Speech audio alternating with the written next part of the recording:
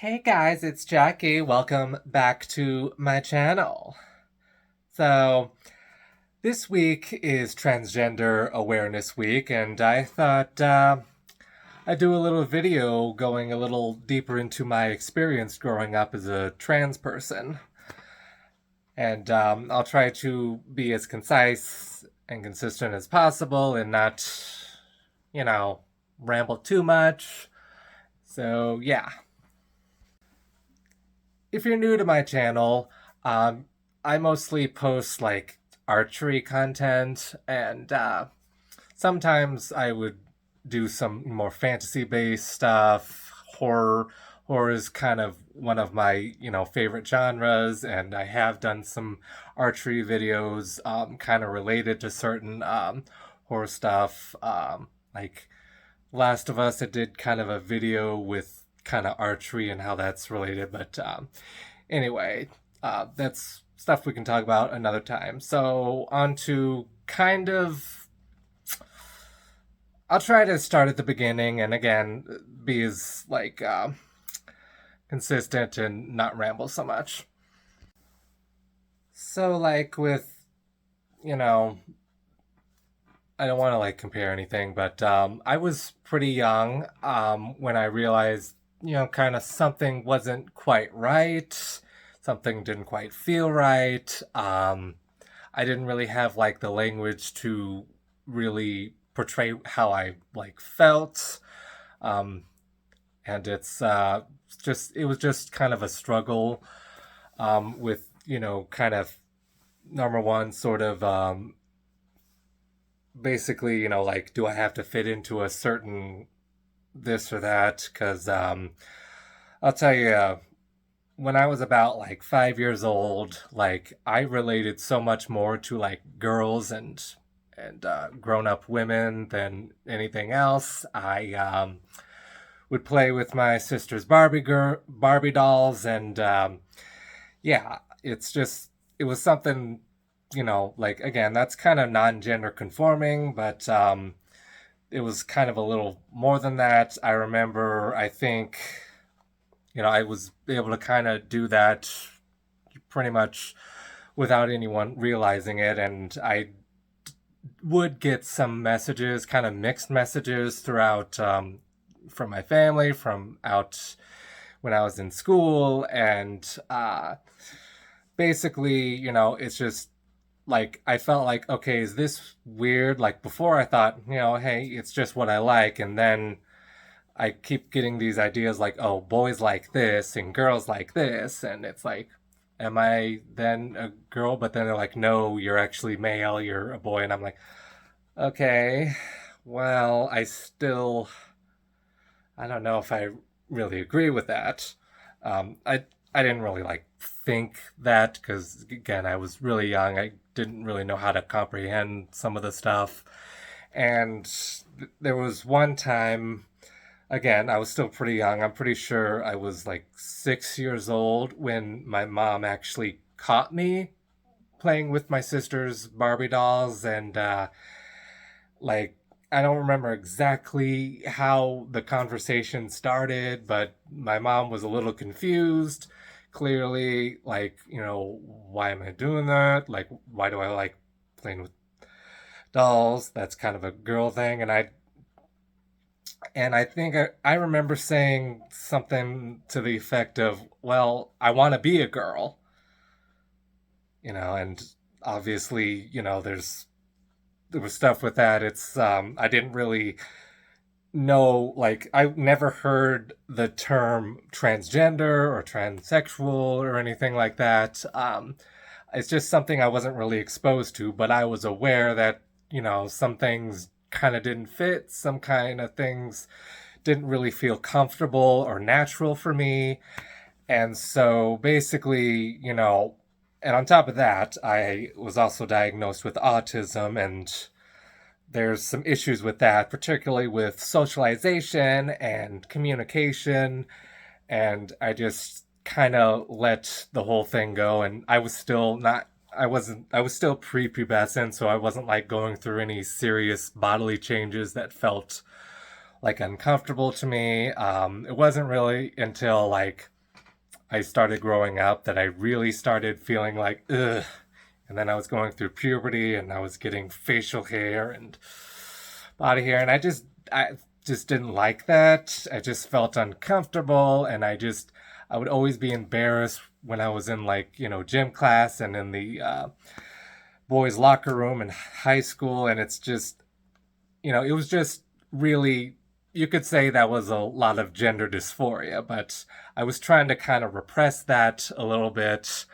And I had heard of like somebody undergoing like a sex change kind of when I was a preteen, sort of. And basically, I just thought, you know, but then I would also, again, hear a lot of other mixed messages outside and, from other people, not particularly with my family, but sometimes at school, sometimes, just out in and certain things on TV, like certain news programs, would kind of talk a little bit about people who transitioned, who used to be a guy and is now a girl, or used to be a girl and is now a guy.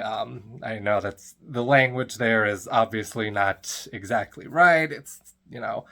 But that's just kind of some of what I thought, and I also had messages that, being gay was like a bad thing and something that's grounds for ridicule. And so, pretty much growing up, I was just like, okay, I gotta like repress certain feelings. Like, I kept saying, like, I'm a guy, I'm straight, like, I can't, like, I tried to like force myself into just being this one gender, which was male, which was a boy. And yeah, it's just, and again, felt really uncomfortable, but I was trying to repress those feelings. And the thing is, I also had feelings that I might be attracted to guys, and I also might still be interested in girls. And I kind of thought, maybe I'm gay. And, because when, I was conforming as a boy at the time, it was like I liked other boys. But then it became more like, well, actually, I would say I am bi. Like, I like both. And, that's kind of the one thing that remained consistent, that I really didn't feel too terribly bad about, didn't feel too terribly uncomfortable sort of talking about it. But there were certain things I didn't really talk to my parents about, for kind of obvious reasons. So basically, this whole kind of growing up, going through, kindergarten, middle school, um, junior high, high school, going through all that, still dealing with a lot of the, you could say, gender dysphoria. And yeah, just again, the uncomfortableness of, the changes that were going on with my body. And it just kept getting worse and worse, and this whole feeling it just wouldn't go away.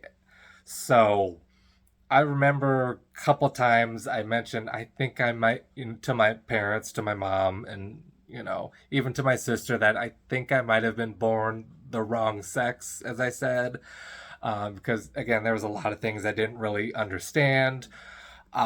So it was kind of just really, again, I had autism, and again, I was still relatively young. I mean, I was still technically like a young adult, but it was just a lot of confusion, a lot of uncertainty of how people would react. And it wasn't until I was like about 20 years old, pretty sure it was 20 years old, where I became more confident that this is something that's legit, that it's real, and this is not something that's going to go away.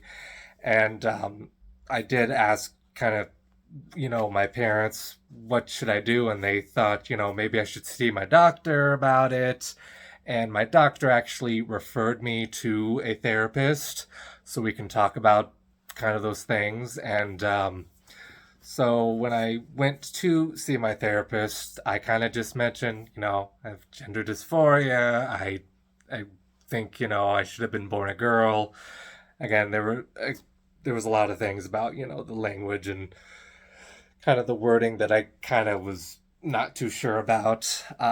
And all she did was kind of ask, how long have I been, aware of some of this? And I say, about 5-ish years old. And she just kept asking, like, just asked. It wasn't like, trying to push me one way or another. It wasn't like anyone was trying to, you know, push me into being trans. Like, this was something, and obviously I was an adult at the time, so it wasn't like, any like real, con- like, I don't, I try to stick to my experience and not talk to like about anyone else's, particularly if we're talking about children. But anyway, so we'd been talking for a while, and she says that I could try presenting and living as the opposite gender, the opposite sex, and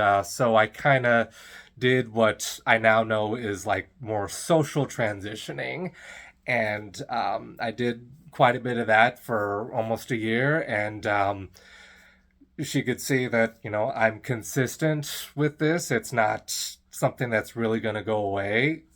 So she actually asked me if I would be interested in pursuing hormone replacement therapy, and so she ended up getting the recommendation note, letter of recommendation or whatever it's called, to the person at the clinic where I would get the hormone replacement therapy, and I started on relatively lower dose. I would be,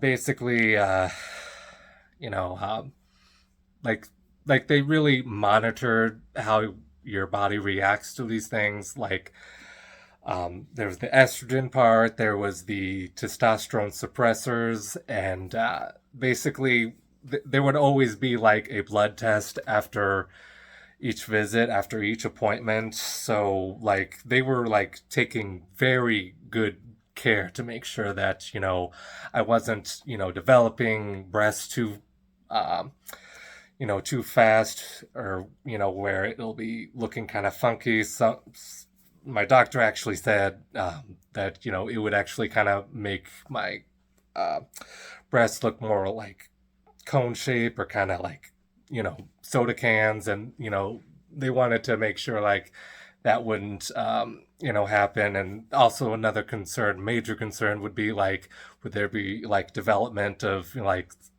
mastia, or like maybe some breast cancer. Like, they made sure to monitor that. So yes, so the people with the healthcare side of things were really, you know um, they were definitely, you know sorry, what I'm going to talk about next is going to be kind of a hard thing, but okay, so as I was saying, the people on the healthcare side of things were definitely very caring towards me, and were they let me know of the risks and benefits. They've told me that I don't have to stay on the hormones if I decide that actually, maybe I'm not trans, which never happened, obviously. I continued being on hormones, and I would sometimes, ask, hey, would it be safe to up the dose a little bit? And that kind of would just be a gradual thing. And as for the, I guess, legal side of things, um, well, I got my name changed legally. I didn't really have a whole lot of support throughout all this. I didn't really have support from my parents, really. They couldn't really do anything about it because, I'm an adult, I can do whatever I want. But there was obvious concerns, I guess. And basically, I went and found my own lawyer who was referred to me by my therapist in terms of getting my legal name changed. And, I just went through all that pretty much by myself, getting the healthcare side of things, working for me and the legal stuff. The only thing I couldn't change was my gender marker because um, I live in a state that's, well, I live in Missouri, and you know what Missouri is, right?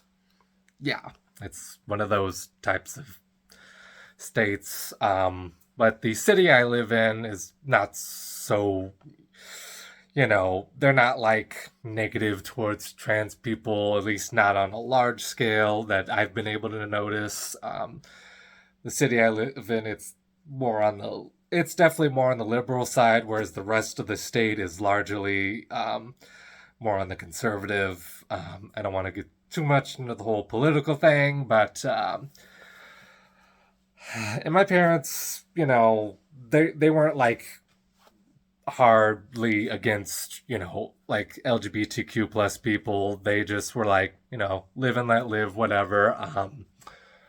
There was stuff that, I do remember my dad saying, like, being gay, it's like, well, that's not natural, or it's like, I don't agree with it, but it's like, whatever, live and let live and all that. But whenever it came to me, living as a woman, because I am a woman, trans, but still, trans women are women and all that. But whenever I would insist that my parents use the right pronouns, she, her, like there would always seem like to be this fight. And whenever they referred to me by my dead name, I just wouldn't answer because, I told them what my real name is now and what my legal name is. And yeah, they just, and I understand that, they've known me for,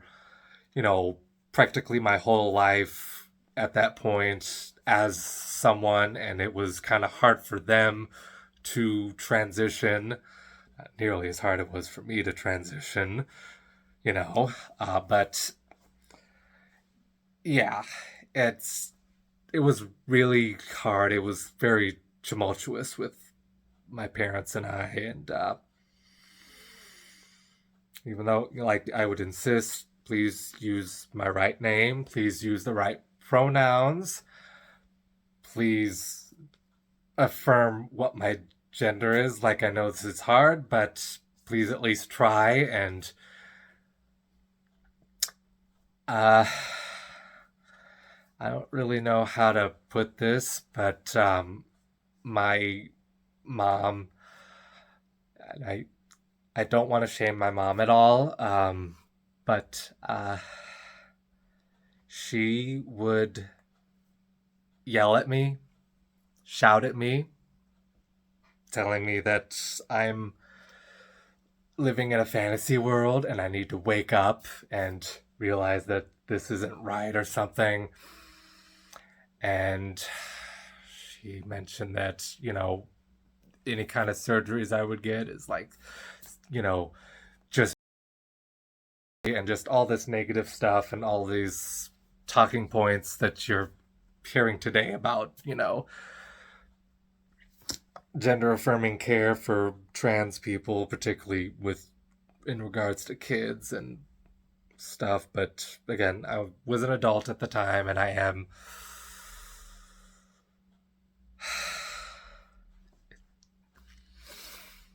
It's it was really hard, and I felt like I didn't really have much support in my family, not even my sister really. But again, I don't want to shame my family. Like, they have come around and they accept who I am, and they are making a concerted effort to properly gender me.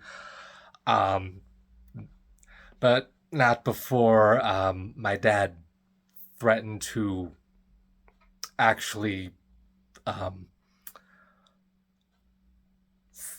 he basically said, like, I have a big sharp, take care of this. Like, he threatened me.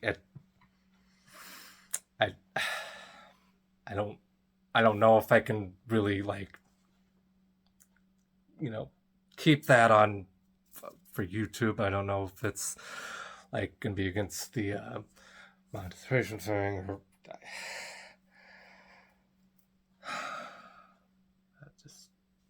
just a moment. So just the fact that my dad would even say that, would even, like,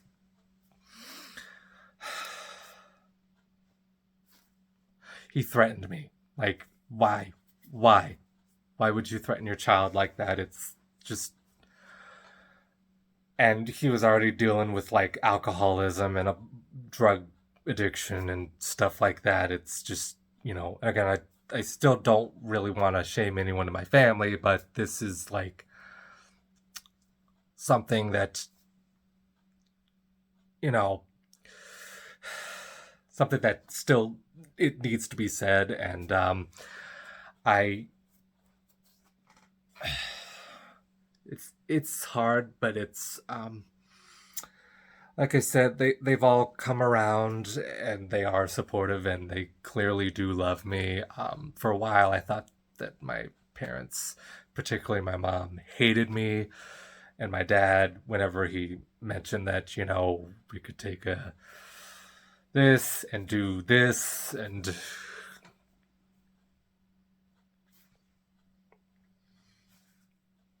so yeah, it wasn't always smooth sailing early on, but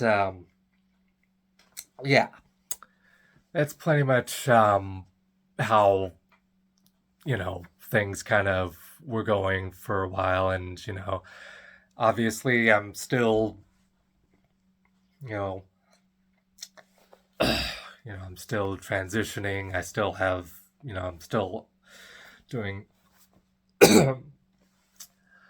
hormone replacement therapy and all that, and very much living as my gender. And every now and again, my mom might bring up some kind of doubts about this, but it's like, I've been like this for over a decade, Mom. And as many opportunities I've had to, like, stop the hormone treatment and all that, like, I haven't, because this is something that I need. Okay, it's not something that I can just give up. It's not something that I can just say, okay, well, this was fun, but I guess it's time to, that's, I can't do that. No matter how many times she's asked me to get off the hormones or whatnot, I just, and for any reasons, like, maybe I get too emotional, maybe I get too angry, and, maybe I shouldn't be on hormones because they're causing, you know, imbalances or something.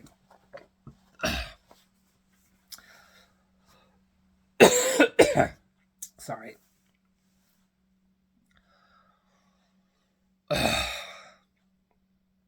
So yeah, um, it was hard, but I am happy with the life that I have. And you know, like, obviously, there were some instances where I just didn't have hope in the world, and tried to, well, um, it's that, the whole, uh, the I don't know how to mention this without getting in, like, too much trouble or anything, but when you no longer are existing, when you do the thing that does the thing to where you're no longer. I'm. You guys get what I'm saying. Like I've had, ideations towards that. Particularly when it came to, how my parents kind of treated me, but things have gotten better, and I, you know, I love the life that I have, and I know that there's a community out there that's supportive. Some people who have gone through some of the same things I have, and there's I know there's tons of different identities that are technically trans, like non-binary, gender fluid, and all of them are valid. And this is just me sharing kind of my experience. And usually I don't get too much into heavy stuff. I mean, I did mention at least some of this stuff in some of my other videos, but this is just me kind of going a little on the deeper side. So yeah. Anyway. Okay, I didn't expect to like cry a whole bunch because, it's still been kind of a long time, but yeah, I guess kind of getting into it it still provokes emotions. We're only human after all. So anyway, thank you for watching. If you liked the video, please hit the like button, subscribe to the channel, and consider supporting me on Patreon, and check out my book, The Sickness Divides, which is now available on both paperback and ebook, and check out my other social medias, and I'll catch you later. Bye.